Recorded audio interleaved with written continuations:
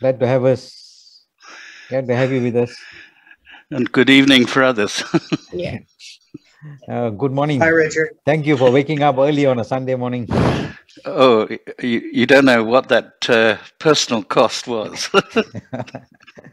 Yeah, Oliver Plunkett too, says, oh dear, on a Sunday morning. Yes. The lighting, the background is bright. Can you close the curtain or something at the back, or so that your face is brighter? Yeah, I'll disappear and sort that out. Yeah, sure. Sorry, actually, before we do that, so Mr. Richard, I believe you'll be presenting. So maybe before your turn, if you can get you just test your slide sharing to see if everything comes out fine. Sure, I'll go into share screen. Correct. And we'll see how it goes. Yep.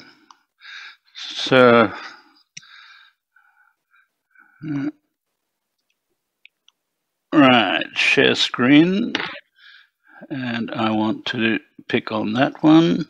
Mm-hmm.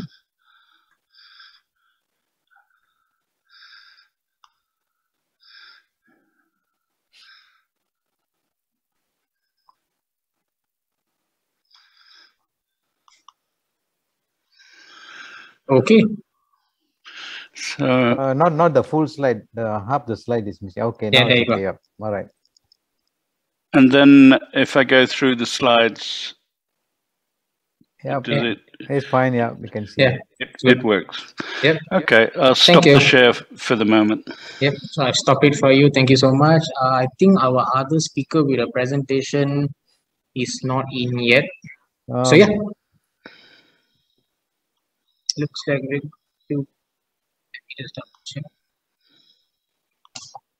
yeah. We need to get Peter Foley on board. He hasn't logged in yet. Correct. Someone message Foley privately. Blaine, check. Can we call on you to see whether you can get Peter Foley on the line? You're mute. Pardon? Maybe you can try and see whether Peter Foley is getting online. I don't see him yet. All I have is his email. Yeah, and I mean, Facebook. whether you only have female in his book, I'll try and contact him. Hi, good evening, everyone. Can you hear me? Hi.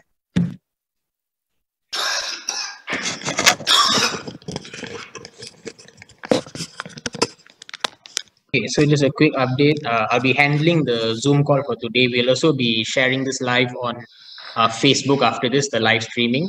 So as a general rule for the actual Zoom call, we'll be muting everyone to avoid any background noise during the actual session. So if you wish to say something, do remember to unmute yourself before you actually try speaking. If you are muted and you're speaking, I'll also try to ask you to unmute. Just have to click the button that pops up on your screen.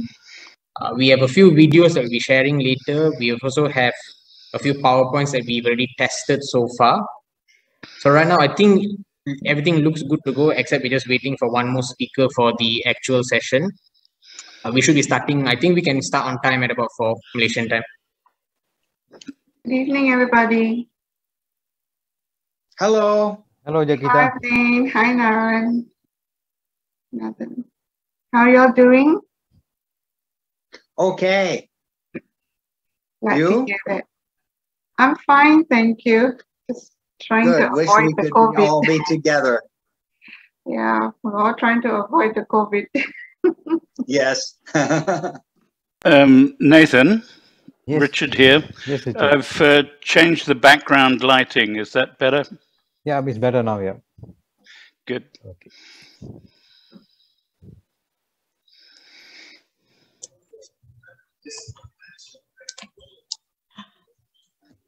Hello, Nathan.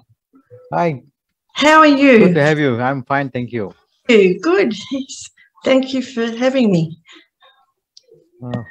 Hope you can listen to what we are saying and put it up in your Facebook pages for publicity.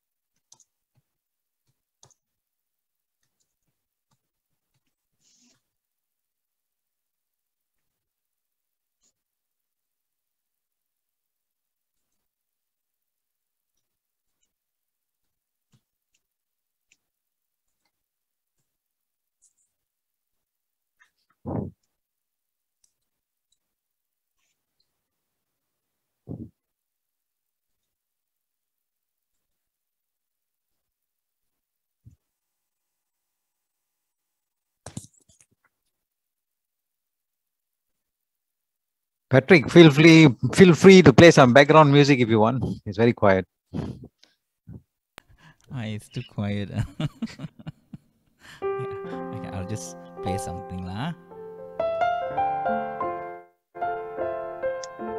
Could I ask Grace to say hello and let us know how she's doing? I saw Grace online. Yes. Hi, great. Gail. Hi, it's good to see you fit your photo. So tell us what's new. Are you reliving these days? We're going to start the briefing soon, so we'll do a catch-up session at the end of the event. Okay. You look good.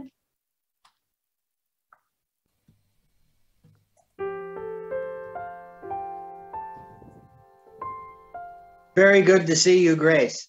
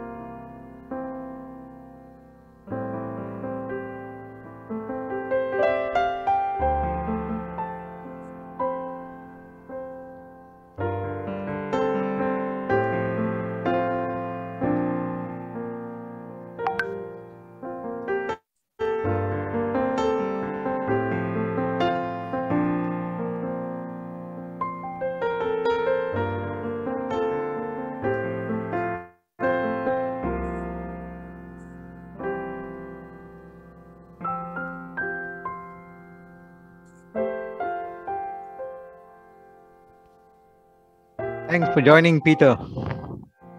Welcome to the event.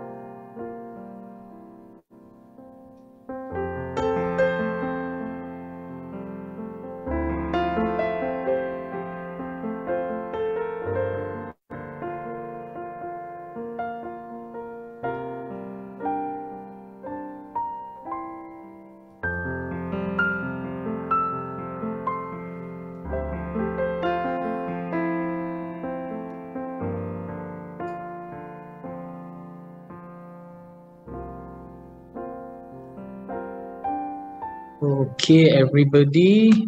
So we are 4 minutes away. So before we start the session proper, a very quick briefing. We have got members of the press with us as well. So we'll address them at the end of the briefing. So first things first, as the host of today, like I mentioned earlier, we'll be muting everyone to avoid any noise. If you have anything to say at the end of the session during the Q&A, we will then unmute you. For the press, if you have any questions at the end of the session, you can put it in the chat box and we'll address those questions directly. This way, we'll have a more organized way of addressing your questions. Please do put in there who you're addressing the question to, because as a default, the questions will be directed to Grace. The other thing is for the press, if you wish for the recordings, for the option of being given to record, please ask me in the chat box and then I will approve it for you. All right, so we've got 3 minutes more before we start live. Again, like I mentioned, this will be live on Facebook. So when we do start the stream, you will see a notification on your screen saying we are now live streaming. We have checked with Richard, who will be sharing his slides, and that looks perfect earlier. I think we've got Peter Foley with us as well. So hi, Peter. Could you, if you have slides, could you share your slides to make sure it's working fine? Then we can start the session proper after.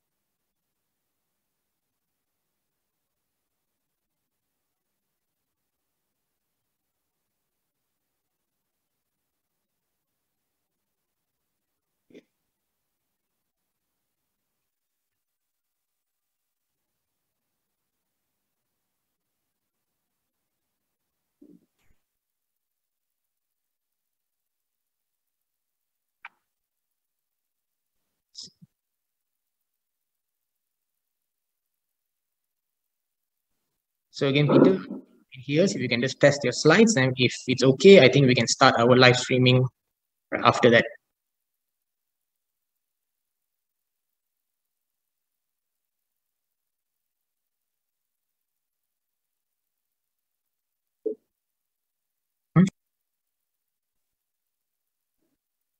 Hi, Kevin.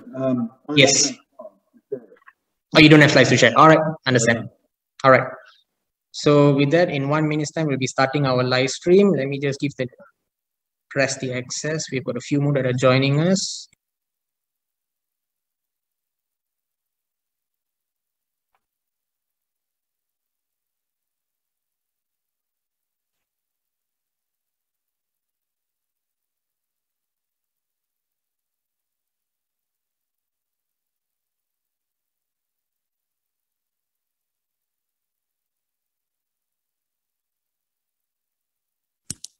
Reverend Herman, can you test your microphone before we start?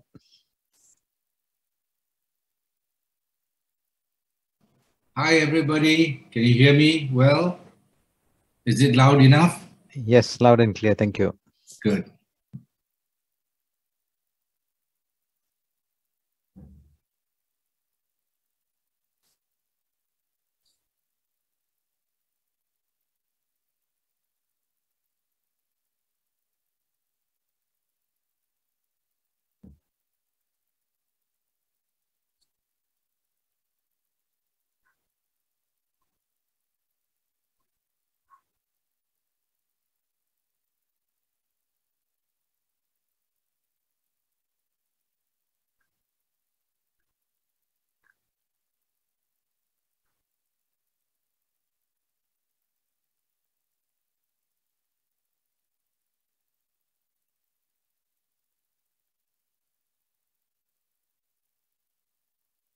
Recording in progress.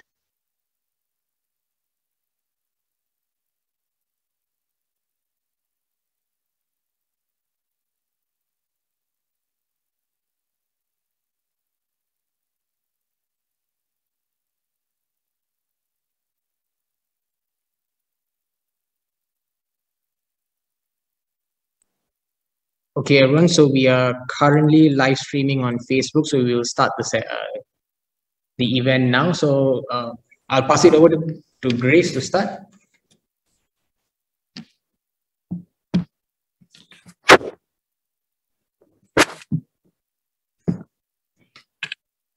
Hi, everyone, and a warm welcome. We here in Malaysia, so good evening to everyone joining from Malaysia and good day to everyone joining from everywhere else in the world. Today, we are here to commemorate 8 years since MH370 disappeared from our skies. Hard to believe that it's been 8 years already. We're nearing a decade since MH370 disappeared, yet here we are. We are very grateful for all the people who have joined us via Zoom, the many people who have contributed to the search of MH370 and continue to push for the search of MH370. And we're also grateful to all of the people who are joining us on Facebook Live from all over the world. We thank you for your continued support. And to begin this event this year, we'd like to now invite Reverend Herman Shastri to say an opening prayer and also for us to pay a minute of silence to all of the lives that we have lost to COVID since the start of the pandemic. Reverend Herman, if you could please.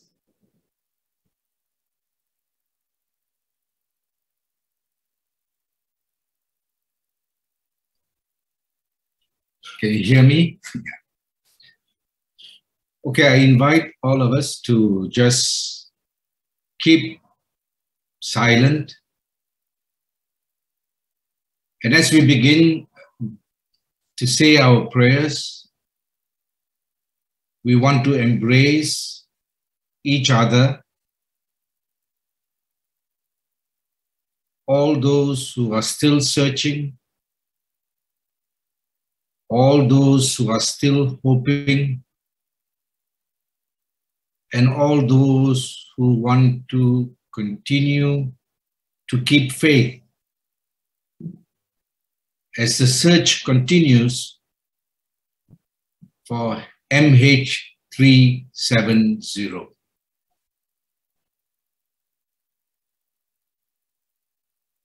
Divine God, creator of all things,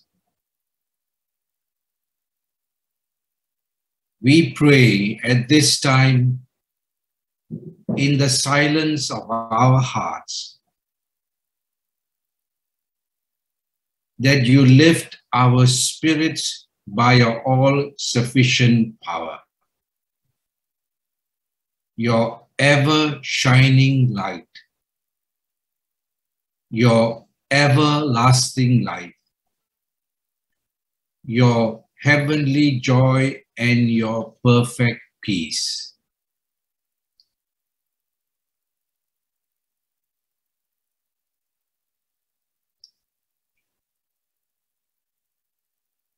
Dear God, it is difficult for all of us who still miss our loved ones and not knowing where they are or the whereabouts of MH370.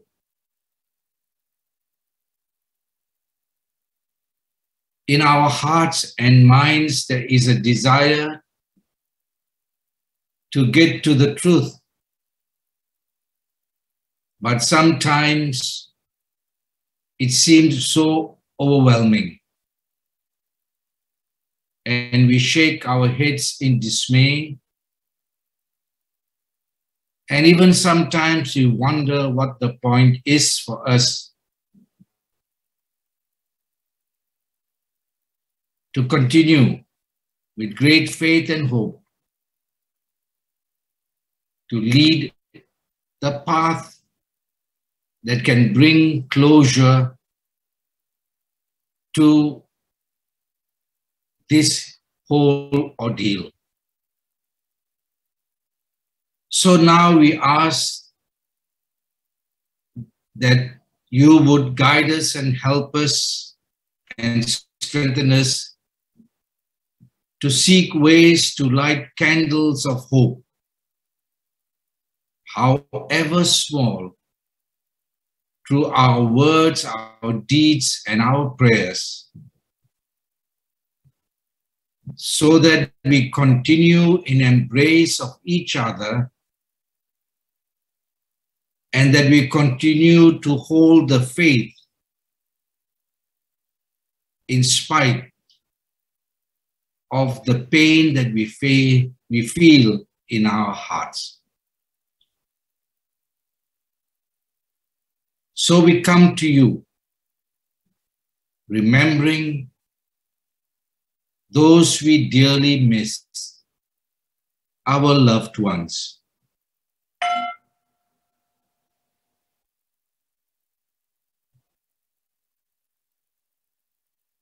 We remember each one by their name.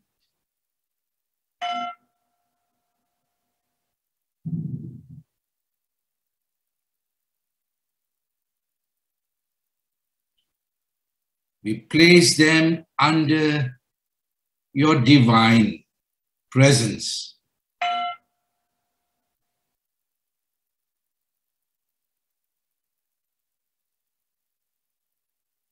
And we seek your guidance and help and light to find the path forward for each one of us.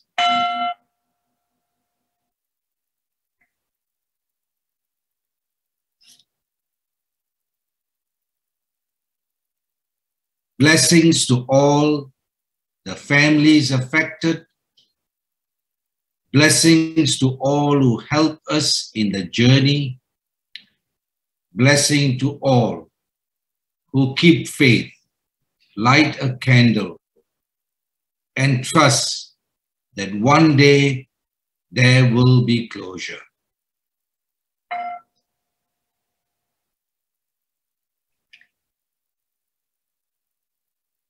And the blessing of God Almighty, the Father, the Son, and the Holy Spirit be with one of us and with all of us both now and forever.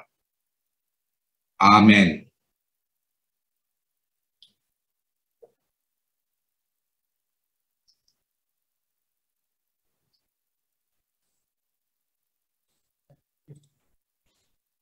Thank you so much, Reverend Herman. Next, as we know that in this search for MH370, Malaysia remains in the center of it all, the decision for the continued search rests greatly on the shoulders of the Malaysian government. In coming towards this 8th Remembrance event, we did approach the Malaysian Minister of Transport, and we asked him if he would like to share a few words about where the Malaysian government stands on the Search On campaign. And they have provided us with a pre-recorded video, and we're going to play that for you now. The video was made by our Transport Minister Yang Berhormat, Datuk Wee Ka Siong, and we'll play that now. Friends and family of Flight MH370, today our memorial marks almost 8 years since the fateful tragedy of the MH370 disappearance hit us, the families of the victims, and all who were affected by it. As Minister of Transport for Malaysia, I am grateful to be allowed to say a few words for this moment. Together with you, we take this moment to honor the memory of the 239 passengers and crew members who were on Flight 370 8 years ago. We will always sympathize with your loss and the pain many still feel as a result of that tragedy. Please remember that we remain sympathetic to you, the family members and next of kin, and we are also keen on careful consideration and study on all new credible information which may be put forth to identify the location of the aircraft. In our collective search for MH370, the governments of Malaysia, Australia, and the People's Republic of China spared no expense and resources in our collective efforts to locate MH370.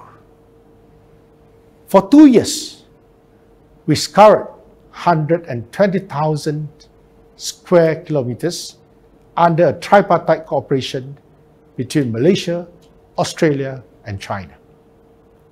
Ocean Infinity 2 searched some 112,000 square kilometers, including in the South Indian Ocean with autonomous underwater vehicles, AUV. We too wanted answers. The mutual decision reached on 17 January 2017 to suspend search and recovery operations until new credible evidence is obtained was an extremely difficult one. Before I end, please let me reiterate. The government of Malaysia's aspiration to locate MH370 has not been abandoned. We just need credible and actionable evidence to act on before we can mount an expedition which we are certain could yield results. This is credible information which can be used to identify the specific location of the aircraft. With this, consideration will be given in determining future search operations and re-establishment of the investigation team. Thank you.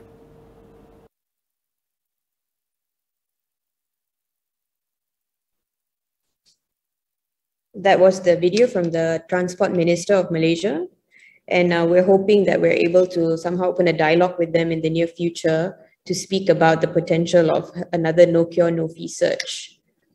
And hopefully there is more new evidence available now that can help to reignite a new search. So the next item on the itinerary this afternoon is a vocal performance by Patrick Leong. For those of us who have been following the Search On campaign from the very beginning, from year 2015, Patrick needs no introduction. He has been composing all the songs that we use for our events. He has come to every single event. He has performed at all of our in-person events. And now he has even composed a brand new song just for this year.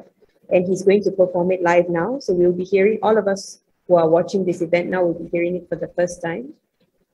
Thank you, Brother Patrick, for your hard work and your continued support. We're very grateful to have you with us. Let's listen to Brother Patrick's song. For those of you who are watching from Facebook Live, the lyrics were posted a while ago. So if you want to sing along, you can also look at the lyrics on the MH370 Family's Facebook page.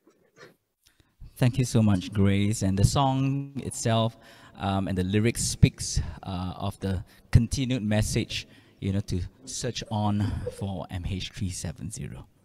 May I present to you, Searching for You.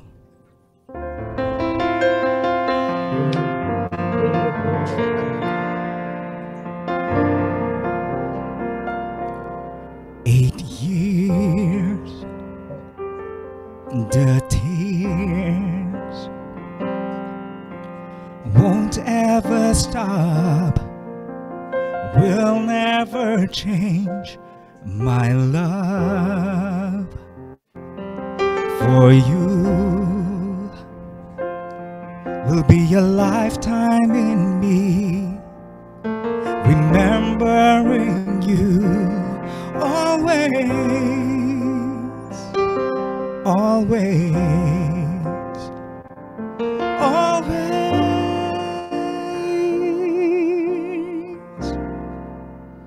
As long as time remains, I'll be right here. As long as the sun still shines, you'll be mine. As long as you're not here, I'll search for you. No matter how far or how long, I'll be searching for you.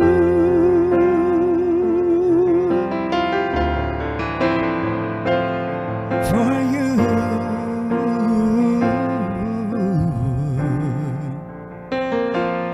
8 years,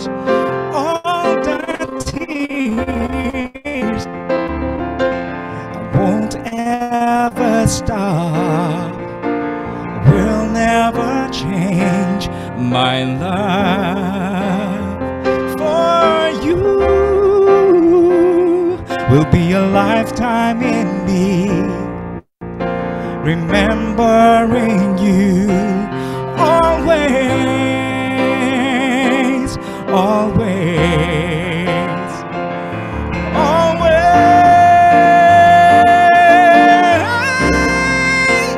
As long as time remains, I'll be right here. As long as the sun still shines, you'll be mine. As long as you're not here, I'll search for you. No matter how far or how long, I'll be searching for you.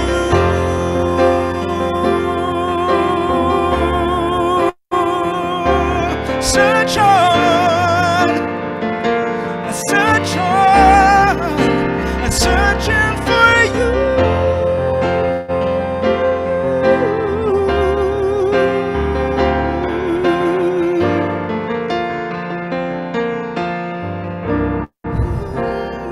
As long as time remains, I'll be right here. As long as the sun still shines, you'll be mine. As long as you're not here, I'll search for you. No matter how far or how long,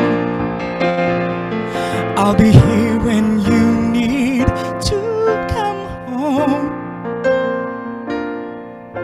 No matter how long you've been gone, I'll be searching for you.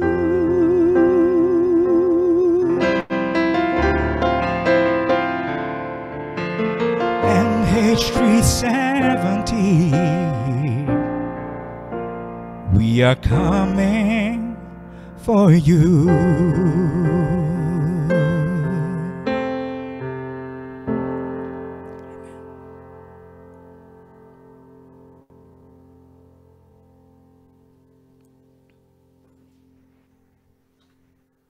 Thank you, Grace.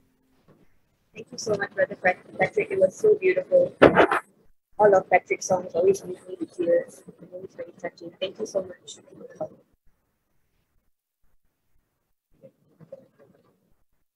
For the next item on the itinerary, it's supposed to be a message from our next of kin in Australia. But unfortunately, our next of kin in Australia have all been affected by the floods in Australia and have not been able to join us today due to the flood situation. As such, we will move on to the next item on the menu, which is a presentation by Richard Godfrey on his recent research that has produced results regarding the WSPR DD-T-AAA MH370 flight path. We'll let him join us now.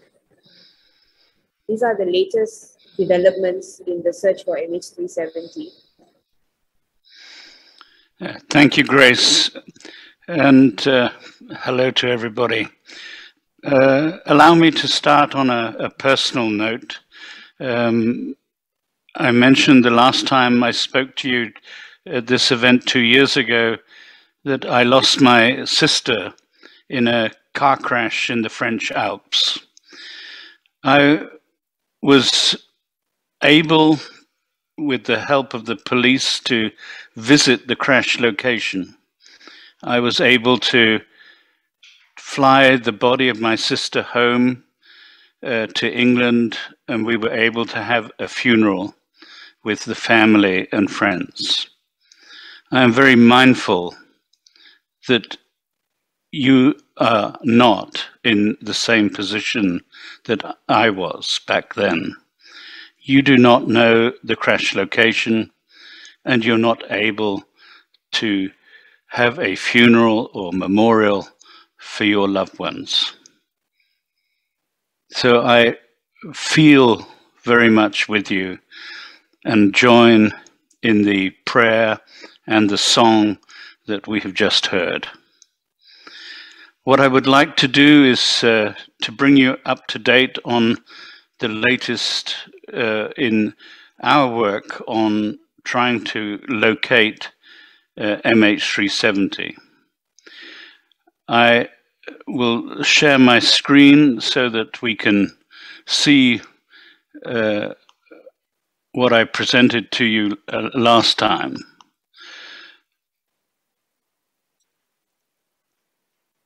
Let me just get to the...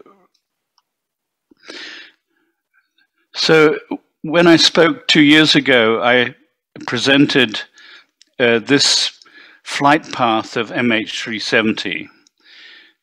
Back 2 years ago, we thought on the basis of the Inmarsat satellite data and on the basis of a validated fuel model that the flight path was due south in a straight line until fuel exhaustion at around 34 degrees south on what is known as the 7th arc.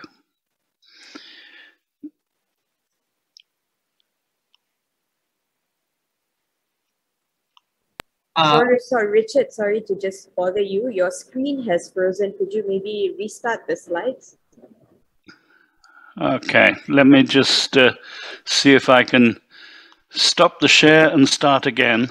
And then... Okay, it's working now. Thank you. Okay. So more recently, we have used not just the Inmarsat satellite data and the fuel data, but we have used also whisper data, which is radio signals sent out by radio amateurs around the world. There are hundreds of these signals every 2 minutes. The Inmarsat satellite data is around about every hour in the Indian Ocean. But the whisper data allows us to track MH370 much more precisely every 2 minutes. You can see all of these dots on the map that I'm sharing of the flight path. And the crash location that we have worked out from this whisper data is around 33.2 degrees south, 95.3 degrees east. This is about 2,000 kilometers west of Perth in Australia, in the middle of the ocean.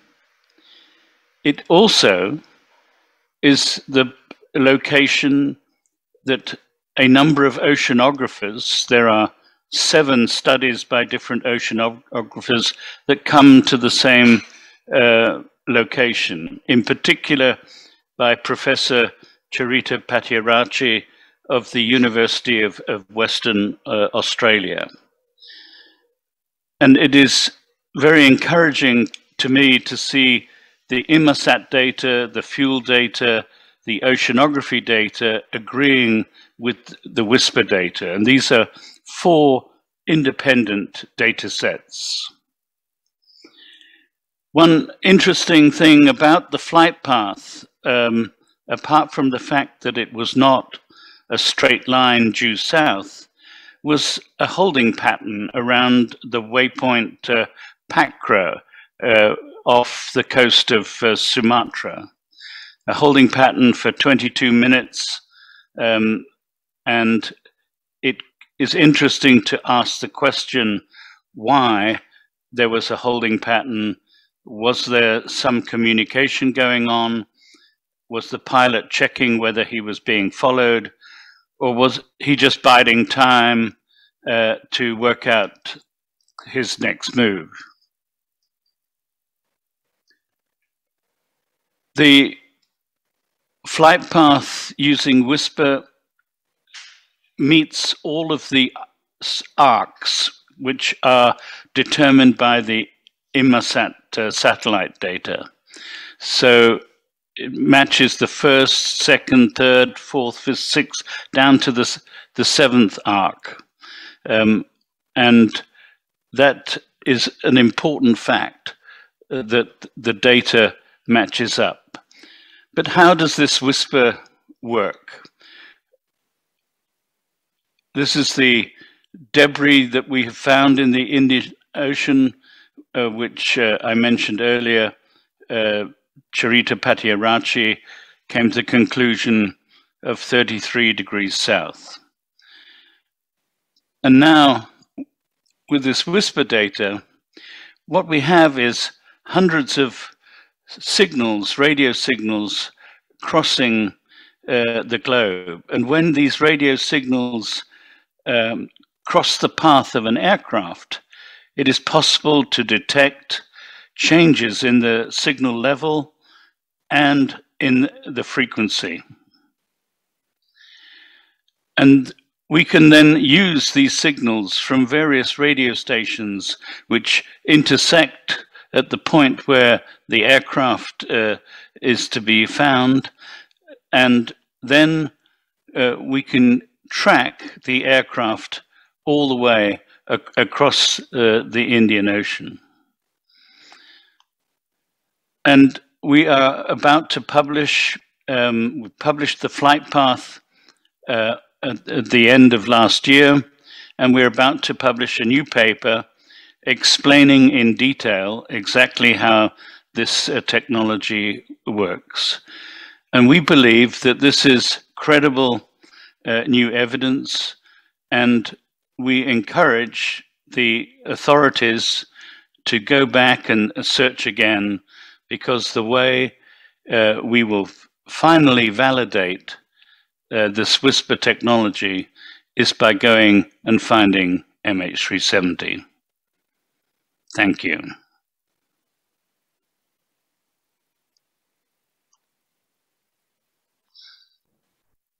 Thank you so much, Richard, for all your hard work and for explaining it to us in such simple terms.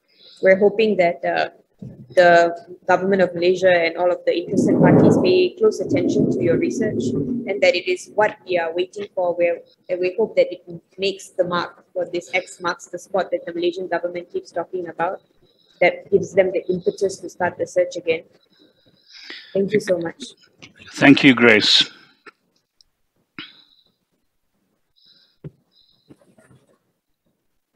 For the families, the next item on the itinerary is a message from the families in Malaysia.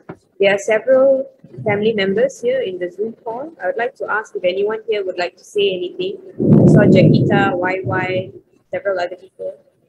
Would anyone like to say anything on behalf of the families in Malaysia? You can unmute and let us know if you'd like to say anything.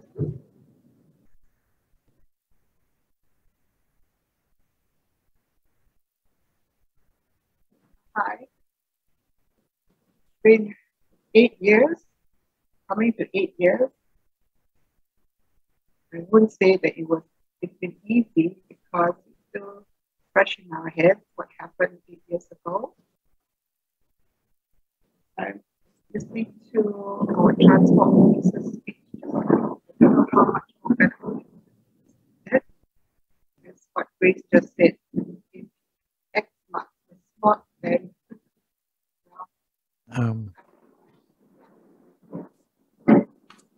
we are praying that they will change their mind and listen to what is put up to them right now. And we try and start the search again, so that, you know, we can at least maybe have closure. And I would like to thank Richard. Thank you so very much for all your help.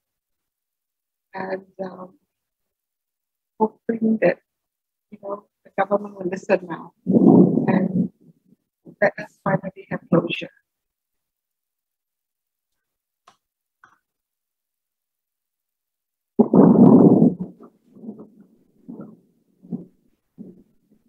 Thank you so much, Jaquita.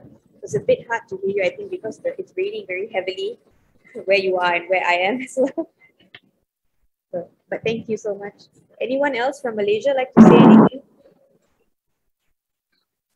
Lightning from Malaysia. if there's no one else from Malaysia, then I'll just add on a few words to what I've already been saying. We're just very, very grateful for all of the people who continue to stand by us and support us and continue to try and build on this Search On campaign so that the search for MH370 is not permanently abandoned. None of these people who are supporting us have any obligation to do so. They're all doing it out of their own free will. They use a lot of their own time and their own resources. And it's everything that they are doing for us is it's not something that we can ever pay back. And for that, we are eternally grateful. From a family's perspective, personally, for me, our journey emotionally, waiting for MH370, it hasn't gotten any easier because we still don't know where we are headed. We still don't know if another search will start, and we still don't know even if a search starts, if MH370 will be found. So we continue to carry this burden of maybe we'll never know, and that's been very difficult.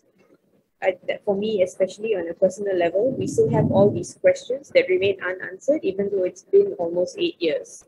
And I think that makes grieving and the loss ambiguous, makes grieving complex.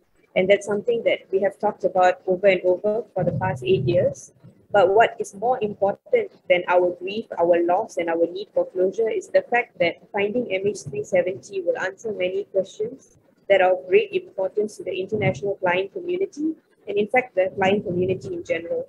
Every day, thousands and thousands of people take to the skies, maybe not now during the pandemic, but pre-pandemic and hopefully one day post-pandemic, thousands of people will continue to take to the skies. And as long as the questions surrounding MH370 remain unanswered, there will always be the risk that something like this can happen again. And this is something that should not happen again. It should be avoided at all costs. And that's all from me for the message from the families. We'll move on now to the next part of the itinerary. This is a presentation by Peter Foley. Peter Foley led the Australian search team back in the early days when there was a tripartite agreement between Malaysia. He led the Australian Transport Safety Bureau. And he's going to talk to us about why he, from a professional perspective, thinks it's imperative for us to continue the search for MH370. Thank you so much for joining us, Peter. We're really, really grateful for your time. Thank you, Grace. Can everyone hear me okay? Oh, I've cut myself shaving, so ignore that. Firstly, for those who don't know, pardon me, introduce myself. I was Program Director of the ATSB for the search, and that started in May of 2014 and didn't finish until the end of 2017 after we'd completed some further analysis after the official search was suspended. Thank you, as I said, for inviting me to talk. Firstly, let me express my deepest condolences for the loss of your loved ones 8 years ago. It's extraordinary tragedy. I just can't imagine how it must feel to have your loved ones board an aircraft and disappear, never to know what became of them. And for us in the search, that was our motivation. We absolutely empathised with what you were going through and the pain that you were going through and the need to provide some answers by finding the aircraft. We worked extremely hard and there was literally hundreds of heroes in that search. I wasn't one of them. The people who did the hard work out on some really terrible oceans in the southern Indian Ocean to 2,000 odd kilometres from Perth in some, at times, really appalling conditions were the absolute heroes. And I must say, everyone involved in the search felt exactly as I do. We were motivated by the need to find answers for the families primarily and bring your loved ones home. Everyone who boards an aircraft has an interest in this, and anyone in commercial aviation has followed MH370 and the loss of the aircraft and the subsequent search very, very closely, because it's something that impinges on the consciousness of everyone who boards an aircraft today. And this is why we can't leave the mystery. I mean, personally, my motivation is to provide some answers for the families and to bring their loved ones home. But in a broader context, finding MH370 is absolutely crucial to underpinning the systems that we have in guaranteeing the safety of commercial aircraft flying. We must find the aircraft. We must find the answers. And the only evidence that we have of what occurred on board that aircraft is somewhere in the southern Indian Ocean. So it must be found. I have said for quite some time that I believe the official search ended prematurely. We still were very eager to continue. We knew that there was some highly prospective areas that needed to be searched. And there was some crucial analysis that was still being undertaken at the time that the official search was wound up. So it was with great sadness that everyone in the search team was asked to suspend the search on 17 January 2017. We were extremely lucky. Ocean Infinity came along and conducted a search in a very large area, including the highly prospective area that we had identified at the end of our search. And they did so on a no fine, no fee basis, which was an extraordinary act of faith and philanthropy on the part of people behind Ocean Infinity.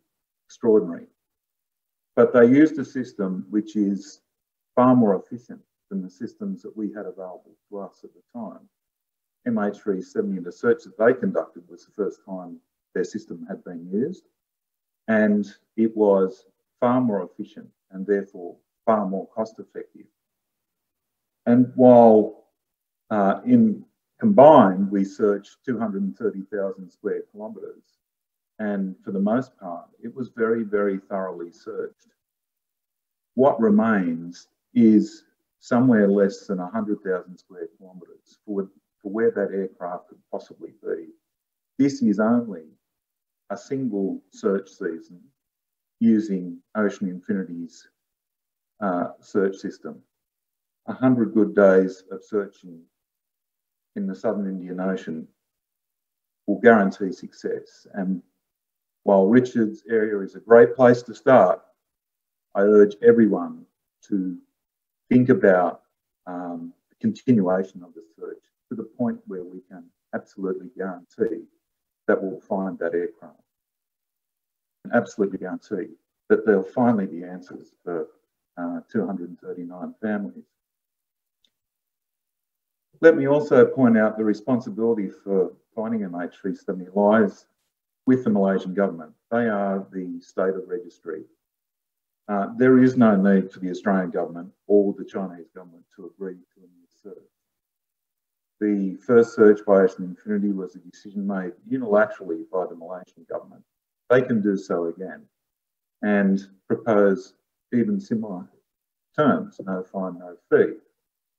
And were they to do so, we would be searching again this season, which starts in November.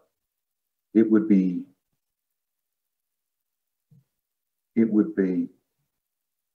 absolutely extraordinary if we would commence a search and find MH370 finally after more than 8 years. It's inconceivable that 8 years after it went missing, all that is required to find that aircraft is the will to do so.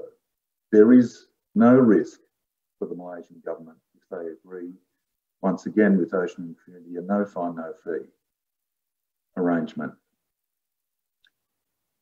Once again, thank you for allowing me to speak today. And we can't afford to fail again. We must find MH370 this time around. Thank you so much, Peter. We really appreciate your time and all of the salient points that you raised. Especially, it rings very true for us that the only thing between us and finding the plane is the will to search. there's nothing else stopping us, honestly, especially with the no cure, no fee arrangement where there's no risk, where payment is only made when if the plane is found. So we hope that the Malaysian government steps up to the plate, bearing all this responsibility, that they step forward and do what they need to do. Thank you for your support. Thank you for your continued support. Pleasure, Grace. Lovely to see you too.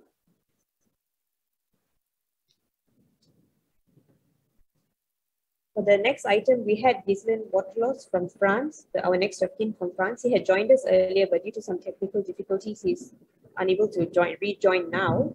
So we'll just move to the next item on the list, which is a poetry reading by Julian Matthews. Hi. Hi, thank you, Julian, for agreeing to do this. I know the request was quite last minute, but thank you for agreeing to do this. We look forward to listening to your poetry. Thank you. I'm very honored to be here. I didn't lose anyone directly on MH370, but like most Malaysians, we felt strongly for what had happened. I was just 1 degree of separation from at least 4 of the people on board. My cousin and my close friends were MAS staff and knew the crew. My college mate who's in this room lost his wife, and my wife lost her colleague. So the first poem is called 1096 Nights. It was written 3 years ago. 3 years after the incident, which amounted to 1096 days. 1096 nights. I imagine you pristine and untouched. Your eyes are shut. Your head bobs ever so gently. Your unfeathered hair wafts in the slow motion to the current. Once I ran my hand through that soft hair when we got wet in the rain. You are strapped in tight. You always were a rule follower. You paid attention to the in-flight safety demo, tugged on the fastened seatbelt twice, just to be sure. An unseen hand now unshackles you. You float up and across the aisle. You drift out the open door, blue and radiant. Up and up you go from the cold, briny dankness. The warmth fills you as you ascend. A bubbly circle of pure air surrounds your fragile frame. You rise as I arise this morning into the light. Not 3 years as the unprecedented mystery headlines repeat, but for the 1096th day. And tonight, when the light fades like every night since, you will come to me ever so immaculate, undefiled and real, and lay beside me, and I will hold you in my arms, run my hands through your hair again. And for the 1096th night, I will cry. The second poem is called Hope. Hope is the cold metal hanger in my heart where I hang the coat of all my warm memories of you, which I put on to feel your hug, your firm arms around me. Hope is the candle I light and relight in my mind, remembering all the ways you glowed, all the ways we melted into each other. I keep the flame lit so I can still feel the burning longing for you to come home, to see grace in these shadows. Hope is the light I leave on all night, every night, awaiting your return.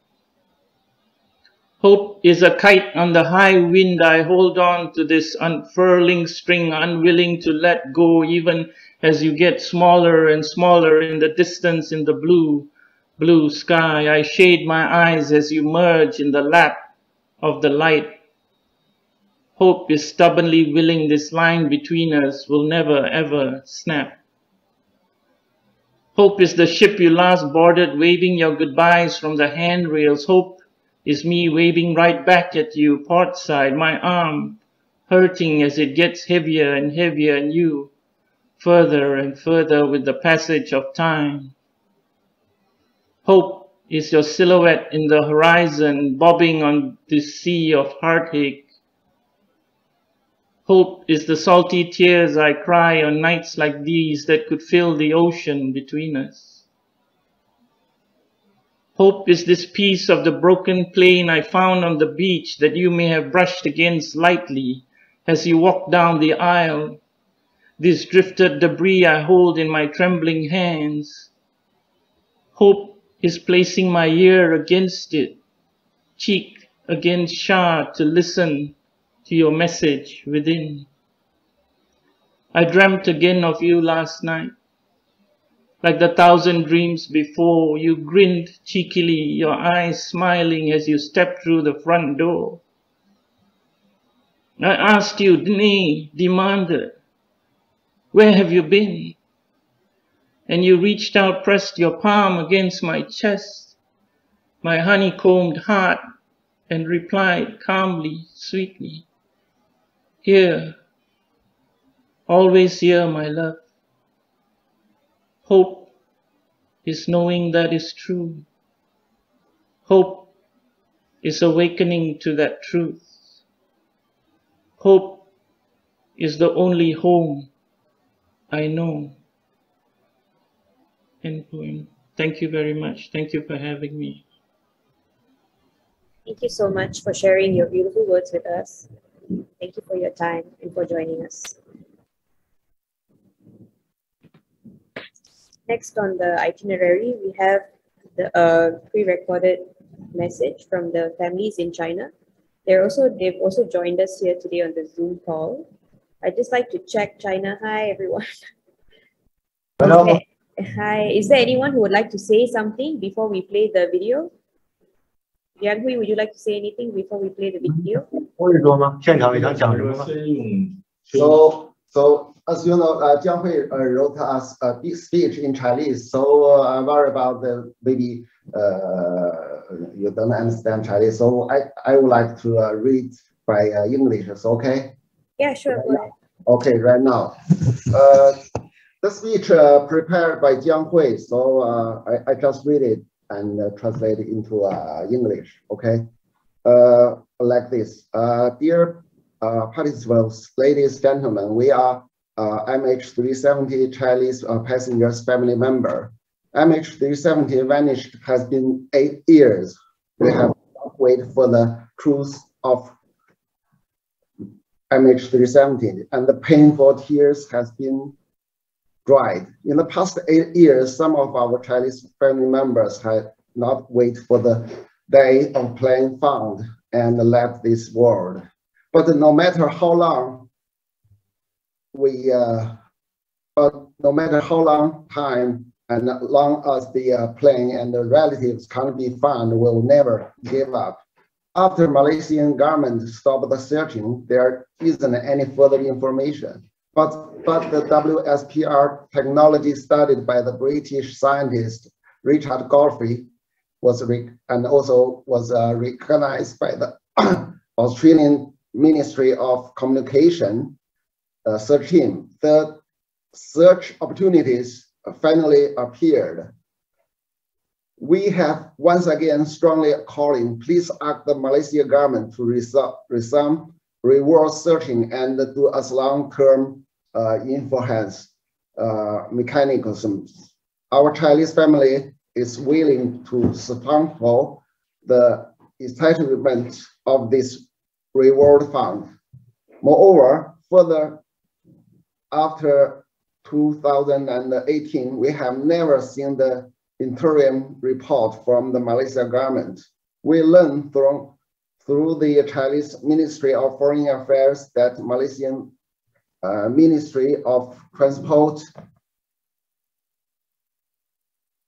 informed the family on February 21st that the 2018 security investigation report is the final investigation report.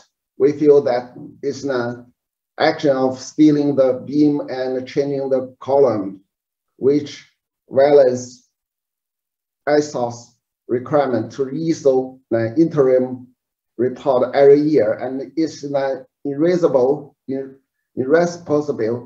act. Second, we also learned that Malaysia Kuala Lumpur High Court has made a judgment without any prerequisites in 2021, requiring the Malaysian government to pay $16,000 US.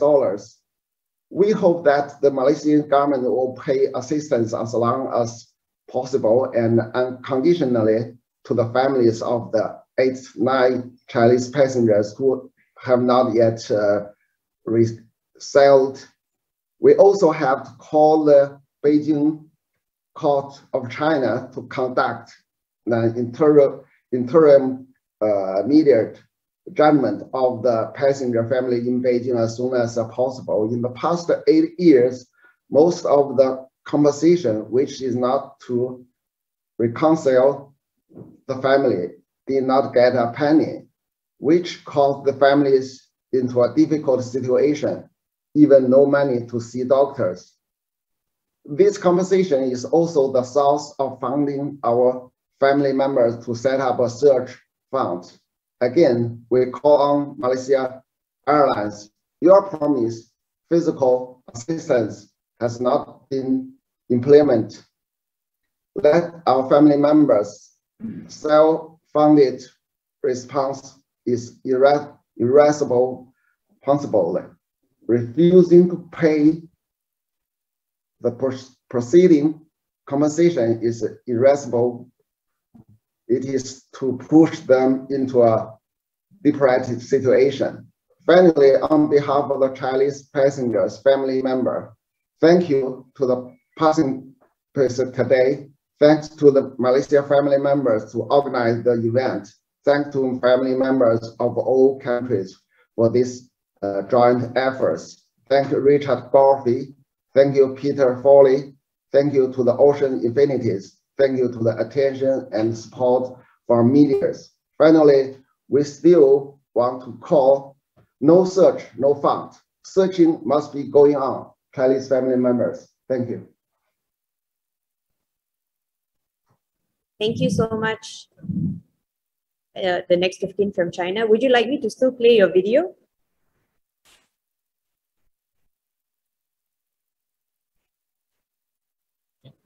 I think yes, go ahead and play. Yeah, we'll just play the video that was recorded by the families in China now.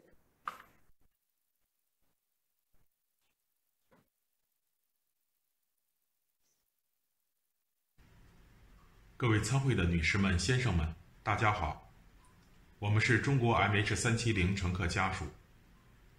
马航失联已经8年了，但我们还没有等来370水落石出的真相。痛苦的眼泪都已经流干。8年的时间，我们中国家属已经很多人等不到水落石出的那一天，他们离开了这个世界。但无论时间多久，只要没有找到亲人和飞机，我们绝不会放弃。在马来西亚政府2018年终止悬赏搜索后，370事件就再没有任何进展了。但在英国科学家理查德研究的 WSP2 技术得到澳大利亚交通部搜索团队认可后，搜寻终于出现了再次启动的转机。我们再次强烈呼吁，请马来西亚政府恢复悬赏搜索，并作为长期机制执行。我们中国家属愿意赞助支持这个悬赏基金的设立。再有，2018年后，我们再也没有看到马方的中期报告。通过中国外交部了解到，马来西亚交通部2月21日告知家属，2018年的安全调查报告就是最终调查报告。我们觉得这是一种偷梁换柱的做法，这违反了国际民航组织要求每年出具中期报告的要求，是一种不负责任的行为。其次，我们也了解到，马来西亚吉隆坡高等法庭在2021年做出了没有任何前提条件的判决，要求马来西亚政府支付16美元的援助金。我们希望马来西亚政府尽快、无条件的对还没有进行和解的89名中国乘客的家属支付援助金。我们还要向中国北京法院呼吁，对于在北京起诉的乘客家属，应尽快进行先期支付的中间判决。事发8年，包括我在内的大部分未和解家属没有得到1分钱的赔偿，是残酷的。这造成家属生活陷入困境，生病无钱就医。这些赔偿也是我们家属成立搜救基金的重要资金来源之一。其次，我们呼吁马来西亚航空公司，你们承诺的心理援助还没有执行，让我们家属自费治疗的答复是不负责任的，拒绝先期赔偿是不负责任的，是将我们推向绝境。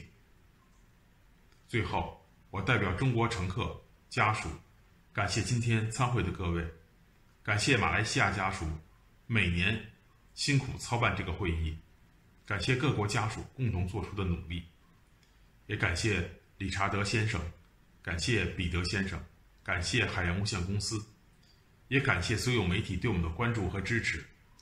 最后，我们还是要呼唤，不去找，就永远找不到。谢谢。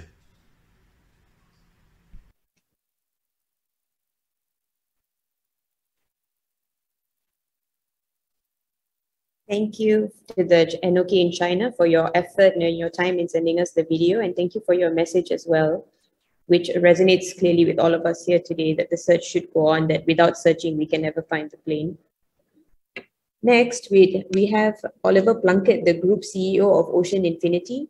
Ocean Infinity is a private company that searched for MH370 from January to June 2018. To the best of my knowledge, Ocean Infinity is the most technologically advanced company in the world, capable of searching for MH370. And they had done the search in 2018 on a no cure, no fee basis, meaning that the Malaysian government was not required to make any payment unless the plane was found. The group CEO, Mr. Oliver Plunkett, has joined us from the United Kingdom this morning to say a few words. Good morning, or good afternoon, wherever it is. I was thinking how quickly 8 years had gone by, and how important it was that you're still here and still remembering and talking about this, and that the idea that there is still a search. I can tell you from our perspective, it is an almost daily conversation of when we'll be able to get back to it. We had in our minds in the beginning of 2020 a plan in terms of where our ships were going to be and our people were going to be, that we'd be able to get back to it.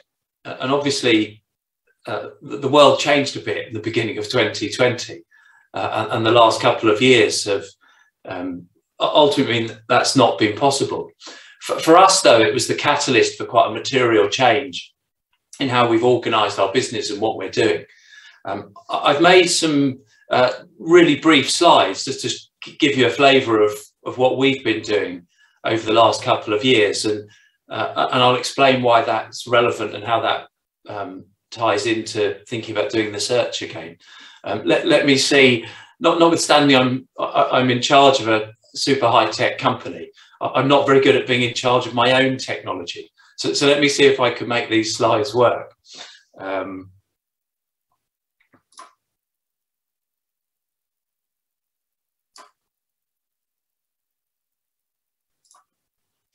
There, can you all see that? Yes, we can. Yeah, super.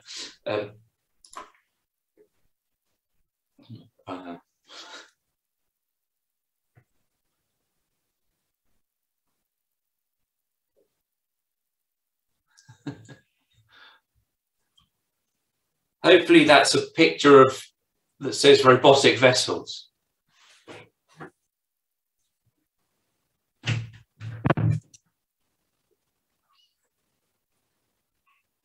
Hopefully, I don't know. In 2020, we, oh, you want me to do that? That helps.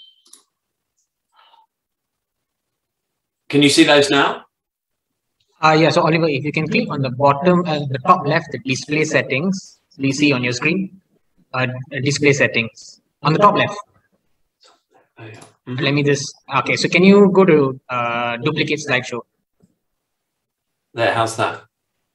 Yeah, better. Perfect, thank you.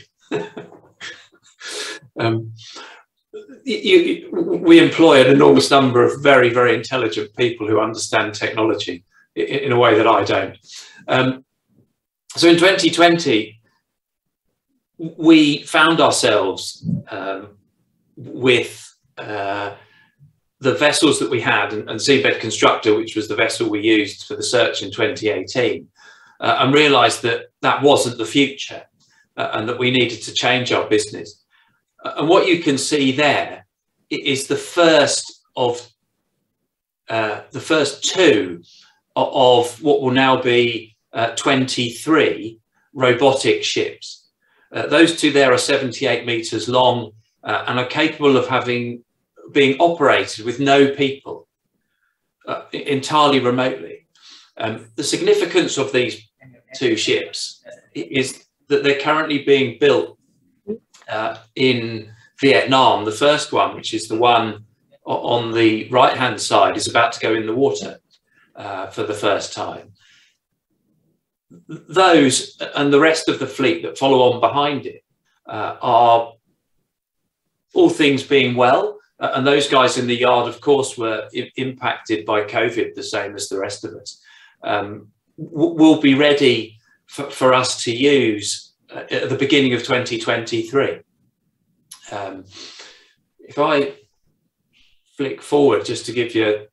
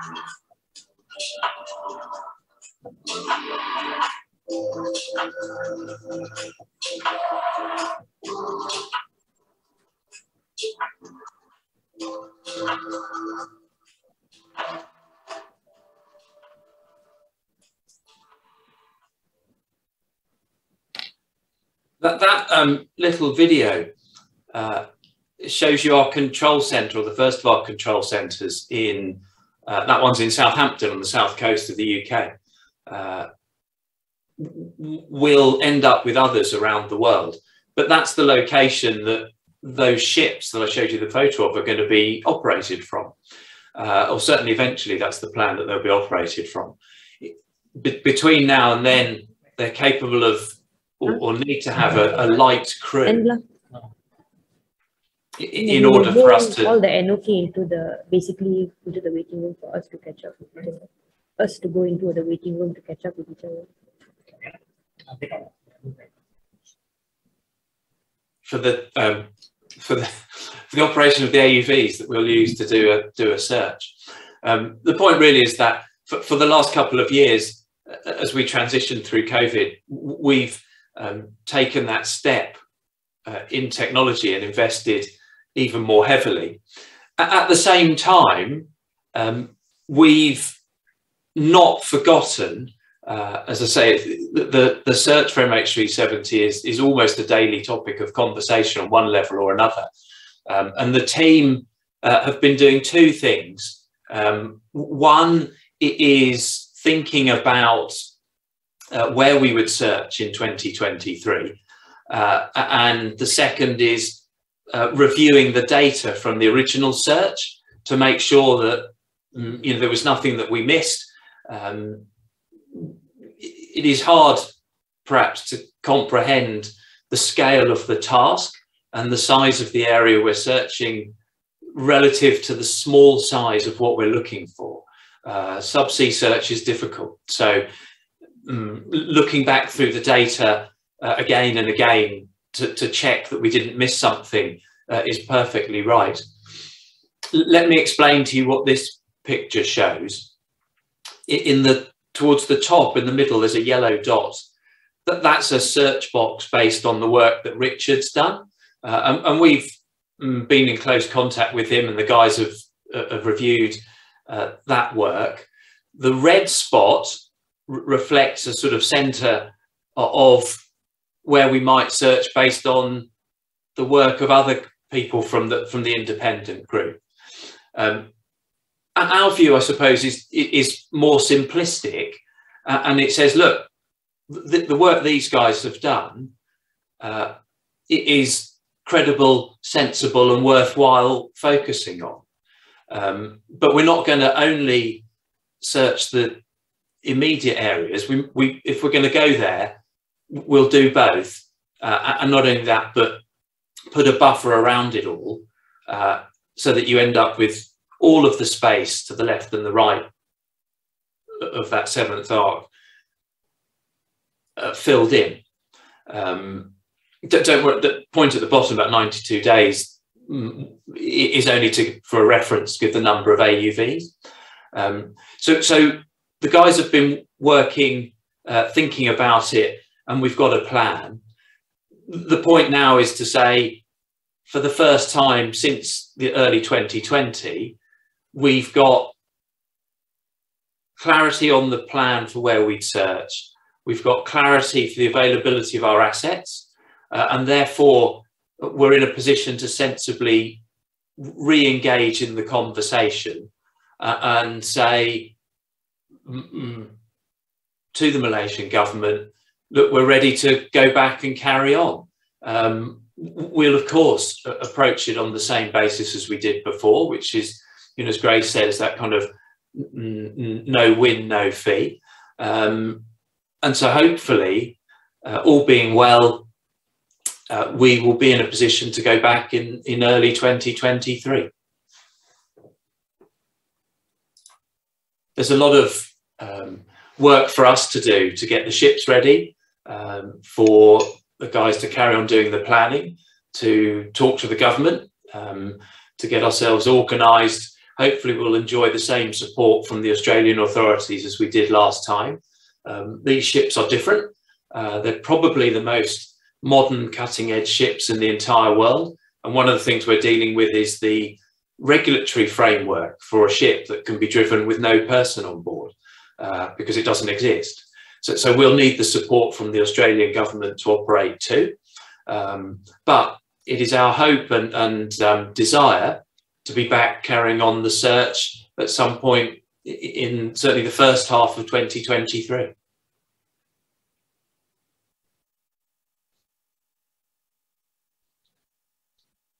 Thank you so much, Oliver, for your time. And it's very encouraging to hear that all of you at Ocean Infinity are ready as early as the beginning of next year. We hope very much that the Malaysian government steps up to the plate and agrees to another no cure, no fee search. We're also very encouraged to know about the breadth and width of the location that Ocean Infinity intends to search, and really quite surprised to see how quickly it can all be done. When we're used to in the past, like searches spanning many years, and even your earlier search, which was very quick already, this seems to have halved in time. The previous took 6 months, this taking 3 months, just slightly over 3 months. It's all very encouraging. So we're very, very grateful that you've taken the time to come and share this news with the world, with everyone who's watching, with everyone who's listening. Very encouraging for us next of kin. I think it's safe to say, especially personally from me and the next of kin, that this is our only hope, I think, at this point of finding MH370. And it's in the best hands that it could be in with Ocean Infinity. And we're so grateful that you've kept us in mind all these years. We know in the past, we've always troubled you at the very last second to give us a pre-recorded video. And this year you've come yourself. We're very touched and we're very, very grateful. Thank you so much. No problem at all. I mean, look, it's a bit early for me, so I was sorting children out, so I missed some of the earlier stuff. But certainly, you know, the sentiment of what Pete Foley was saying is absolutely right. So, you know, and we totally agree with that. So it's something that is important in itself. It's important for you. And if you're Ocean Infinity and you believe that you're the best people in the world at seabed search, it's important for us. So it is not something that we've forgotten or we will forget. And we want to come and do it. There's a lot of stuff to sort out between now and 2023. So, but we're going to try and make it happen. And if not, it's 2024. Yeah. Definitely. We're just happy to hear that everyone's motivated, not planning on giving up anytime soon. We're happy to support the endeavors of Ocean Infinity in any way that we can by lobbying for the search to go on and being vocal about wanting the search to go on for many reasons that go beyond our need for closure. Like I've said in the past, it stands to benefit the aviation community and the international flying public. And again, thank you so much for your time. Well, look, I'll be in touch because there's some work to do together in that regard. Yeah. Great stuff. Look, lovely to see you all, and thanks very much for giving me a chance to come and chat and share these thoughts.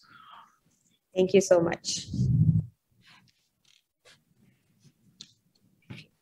For the next item, it's supposed to be the group photo, but I'm just going to invite our co-organizers, which is Naren, our next of kin from India, to say a few words, followed by my dad, Mr. Nathan, to say a few words to thank everyone who has participated.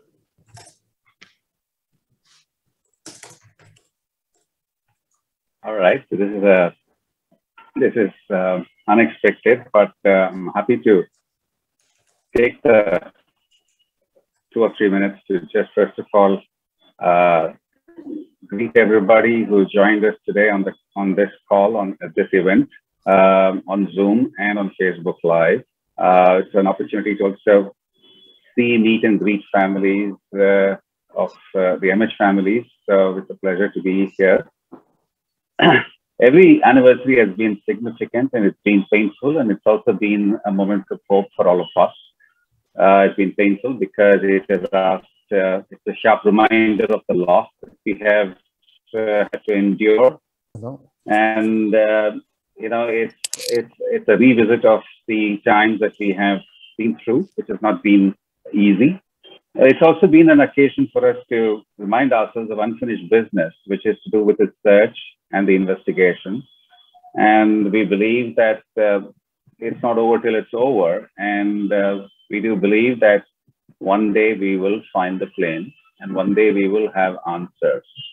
And the anniversary event in many ways is not just about remembering those who we lost, but also an opportunity to remind ourselves of the fact that we know very little beyond what we knew on March 8, 2014.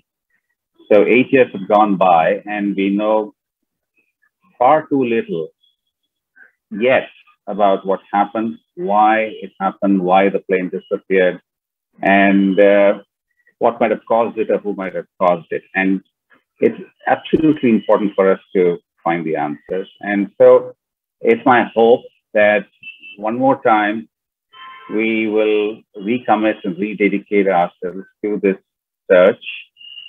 I just hope that we will continue to press on with the science that makes all this possible and not let our egos come in the way. I just hope our interactions remain cordial and civil, even with those who we may not always agree with. And I hope that we will be accommodating and understanding of people who may not have our way, our language, and our ability to get across in meaningful ways. And I understand, I think that everybody wants what's for the families and for the public at large. And our ways and our means and our language and our approaches may be different, but we should not lose our ability to be able to speak with each other in a way that furthers the overall purpose. And that's my appeal to everybody here and elsewhere and to other families as well, that we stay connected, we stay together, and we speak in one voice, and we express ourselves in a way that best exemplifies us without necessarily letting our differences overwhelm all that we together stand for. So I would wish everybody all the very best, and I would also take a moment to say thank you to Patrick, to Peter Foley, to Richard Godfrey. I think you've been doing a lot of the heavy lifting in the last few months, and I know that it's not been an easy task. And to Oliver as well, we really look forward to a lot of the work that is ahead, and we hope to work together. So thank you very much, and I wish everybody all the very best, better times, better days, and a better future. That's my fond wish, and all the very best. Thank you. Thank you so much, Naren. The next person one of our co-organizers is Mr. Perenba Ranganathan, my father, would like to just thank everyone for who's here today. Hello, everybody. A pleasant day, a pleasant Sunday to every one of you. I rarely speak much in these events, but this year I thought that, I want to say thank you to some people specifically. First of all, I would like to, thank everyone who has been keeping us in the loop, as we remember the 239 souls on board the MH370. We are very grateful that the world has not forgotten us. We're also very grateful to the many individuals and organizations out there who have sacrificed not only their personal time, but as well their resources as well in searching for this plane, in researching science, and in coming up with new and novel ways of looking for this plane. Even though we have not found it, all this effort essentially has been very encouraging for the families, that the effort to find this plane has not died. It's not been forgotten or swept under the carpet somewhere along the way. Yeah. A special thanks for the people who came in to present today. But first of all, I would like to record my thanks to Mr. Lester Kong from the Minister's Office. He was instrumental in helping us get the Minister to say something. And it was quite encouraging that the Minister said Malaysia is open to reviewing proposals. And I also like to thank Richard, Oliver, and Peter for their time. It's a Sunday, and it's family time kind of thing, especially Oliver, that they took time off from their weekend to come and be with us at this time in our event. Yeah. And I also would like to thank Patrick and Julian, who have been with us from day one, who have been very caring and have sacrificed their time and efforts as well in highlighting the need for a closure and for peace in our hearts and minds. Yeah. And as we all know, the event every year is remembering the families, those of us who are still around. And I'm glad that we are still all in touch with many of the families, and we are all good friends after this event. Even though all strangers before it started, we are all good friends today. And I would like this friendship to continue into the future. And I would like to also record our thanks to the Ministry of Transport for their positive response that they'll be willing to look at a no cure, no fee proposal from a qualified entity. And there's none more qualified than Ocean Infinity. Thank you, everyone. Okay, we'd like to just have everyone turn your cameras on for a quick group photo.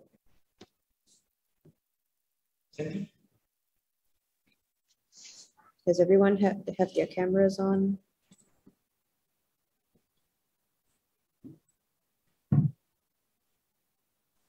So I'll do a quick picture on countdown.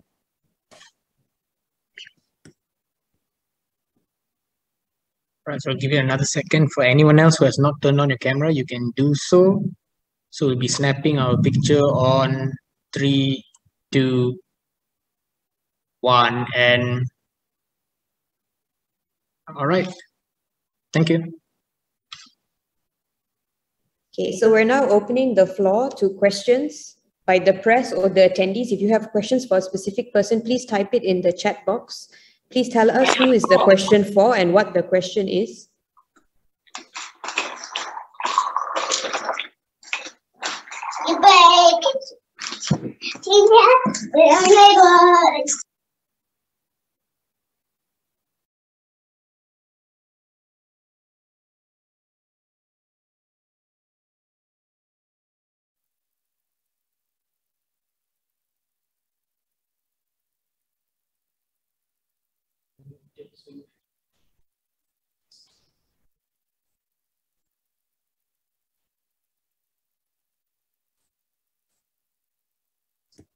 Okay, so I noticed in the chat box that no questions at the moment. Okay, there is a question. Sure. So there's a question in the chat box from Keith Kam from BFM Radio. So the question goes, with the new information, how you plan on convincing the authorities that this is indeed the credible evidence they want? When are you planning to get started on this? If you have approached the government, Malaysian, Australian, or Chinese, what has the response been? So it's a three-part question. It has not been addressed to anyone in particular. So I think we can pass it over to Grace to answer. Mr. Nathan, do you want to take this?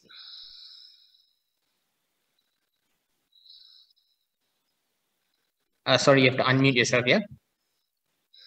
Let me digest the question and see whether I can answer this question.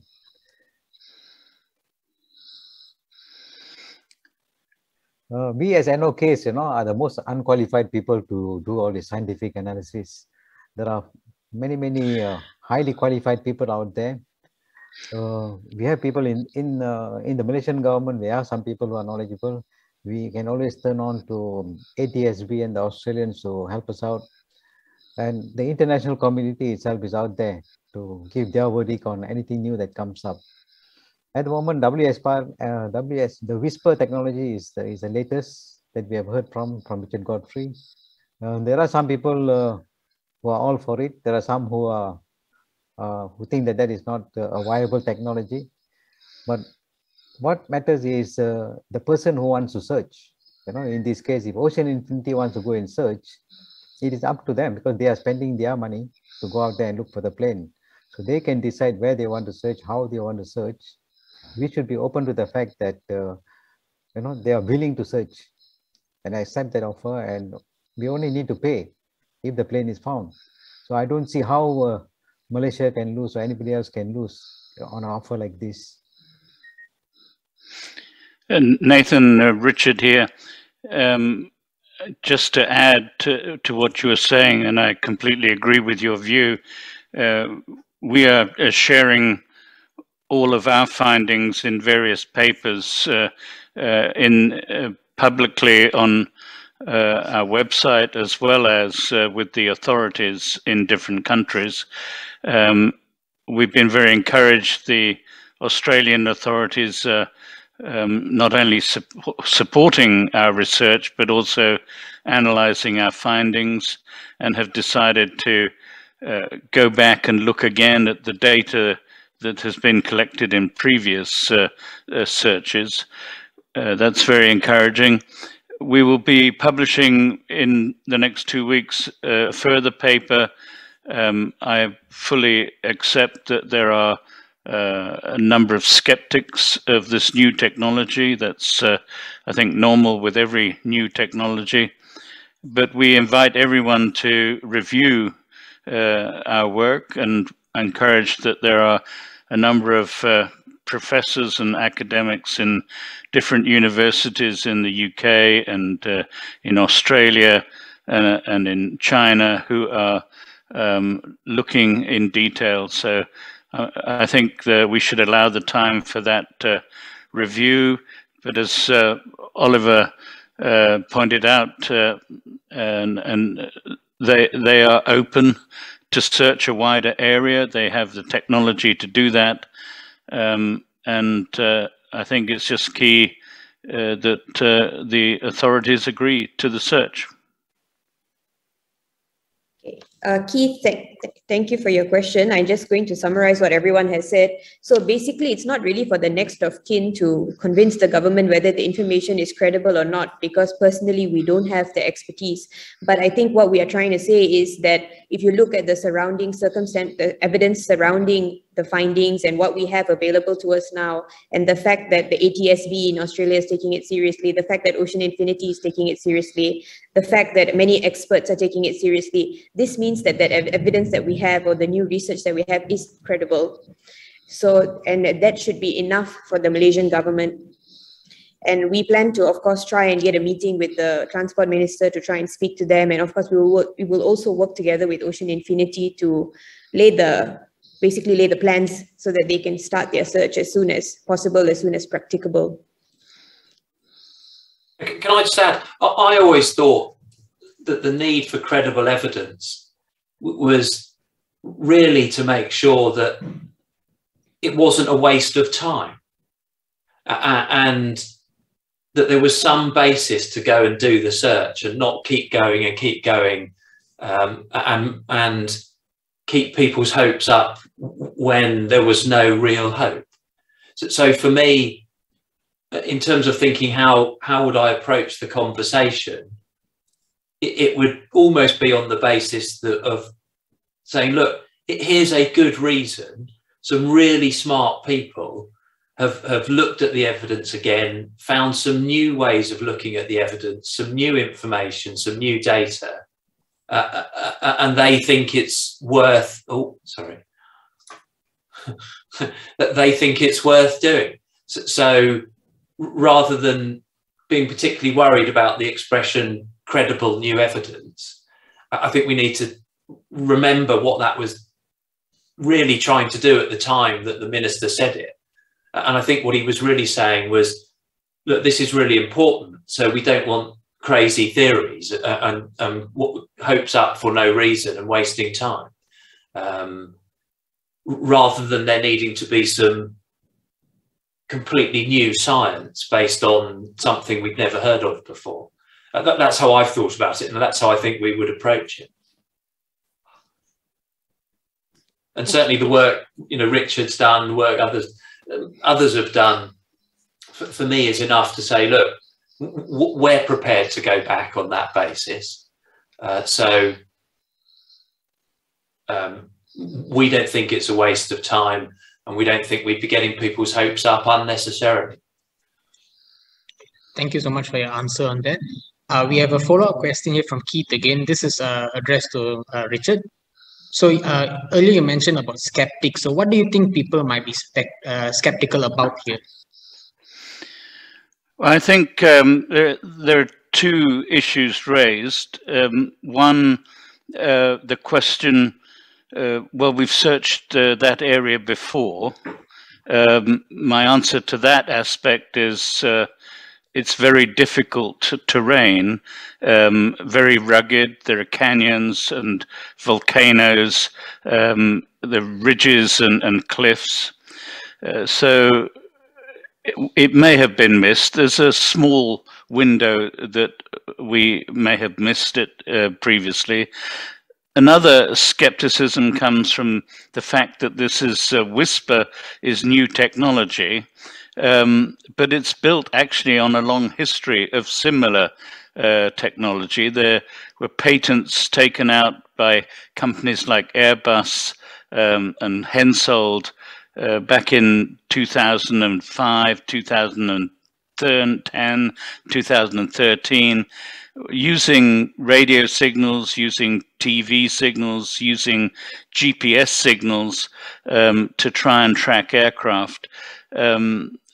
So we're building on that with the new idea of Whisper, which we have submitted to a lot of testing with the help of a former captain of Qantas and other experts. ATSB and AMSA shared all of their search flight data into the search area back in 2014 under a confidentiality agreement, which has been very helpful in our testing. So yes, it's new, but it is well tested. And we talked a lot about COVID, and the first person to invent vaccination was laughed at for 6 years by the medical community until vaccination was widely accepted. So there is always skepticism with new ideas and new technology. But now there are 22 vaccinations available, and there's vaccination available for COVID. And I hope everyone has been vaccinated in order to protect themselves. And I hope also in the coming year we will convince many more people of this new technology. Thank you so much for your answer on that. Any other questions from those in the call? I also would like to note we have had a lot of discussions on our Facebook live stream that's going on. And in our live stream, there were a few questions that already have been addressed as our speakers have been speaking. Yeah, so I think those have been covered.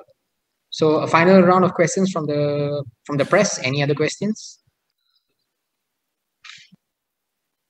If you find that your questions are too difficult to type, please feel free to put your hand up through Zoom and we will unmute you to allow you to ask the question verbally.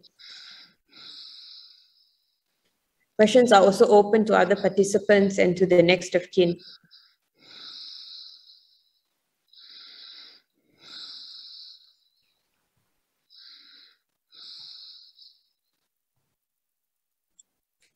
Does not look like we have any more, so I think okay to conclude, please. Is there anyone at the moment who would like to say anything before we close? Next of kin or participants? On that note, we'd like to say thank you to everyone. Oh, sorry, we have one hands up from Blaine, who has been supporting the next of kin and searching for debris from day one. Hi, Grace, thank you. I just want to say that Julian's words in his poem described perfectly how I felt when I held the monitor case in my hands on Riake Beach. And I feel strongly the need to restart the search and find the plane. It was Professor Chari Patirachi's drift analysis that guided me to Mozambique and Madagascar, where I found the debris. And now Richard Godfrey is saying we should go looking in the same area that Professor Patirachi had indicated, around latitude 33. And the way to verify it is to go there and look. So I hope that the search is renewed and we find the plane. Thank you all. Thank you, Blaine. Okay, on that note, thank you everyone for joining us as we commemorate the 8th year since MH370 disappeared from the skies. Thank you once again from the bottom of all our hearts for your continued support, for journeying with us. Most of you here have been with us from day one, from the 8th of March 2014. And we thank you for all of the hope that you continue to give us and for telling us that you're going to stand by us through your words and through your actions. We are forever grateful. Thank you so much. And we hope that the search will go on and that the search will resume soon. Thank you, everyone. We would like the next of kin to stay on the line so that we can catch up, and anyone else who would like to stay on the line. So just to note, the live stream will stop now, yeah? Recording stopped.